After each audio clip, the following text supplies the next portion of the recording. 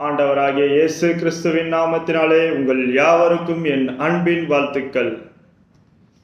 இன்றைக்கான கர்த்தருடைய வார்த்தை, என் கண்கள் இச்சித்தவைகள். வாங்கள் கர்த்தருடைய வார்த்தையை கேட்போம். என் கண்கள் இச்சித்தவைகளில் ஒன்றையும் நான் அவைகளுக்கு தடை பண்ணவில்லை. என் இருதயத்துக்கு ஒரு சந்தோஷத்தையும் நான் வேண்டாம் என்று விலகவில்லை.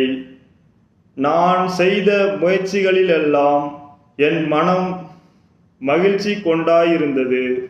இதுவே என் பிரயாசங்கள் எல்லாவற்றிலும் ஆனும் எனக்கு வந்த பலன்.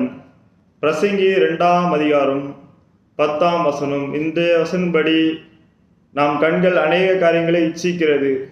பெரிய வீடு வேணும், பெரிய பைக் வேணும், பெரிய கார் வேணும், நிறைய நகை வேணும், நிறைய சொத்து வேணும்னு நம் கண்கள் இச்சிக்கிறது.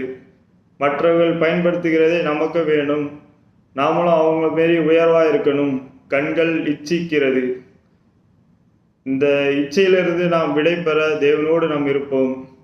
போதும் என்கிற மனதுடனே இருங்கள். தேவன் நம் தேவைகளை சந்திப்பார். அன்றன்றைக்கான மன்னாவை தேவன் தருவாங்க. அதனால் எதை குறித்தும் இச்சையாமல் இருங்கள். இச்சிப்பதே பெரிய பாவம். அதனால் அந்த இச்சையின் ஆவியை நம்ம தேவன் மூலமாக ஜெபித்து இச்சையின் ஆவியை விரட்டுவோம். போது என்கிற மனதுடனே இருப்போம். இன்றைய கர்த்தருடைய வார்த்தையை பார்த்த உங்கள் யாவரையும் கர்த்தர் ஆசீர்வதிக்கவே ஆசீர்வதித்து பெருகவே பெருக செய்வார். விசுவாசிங்கள்.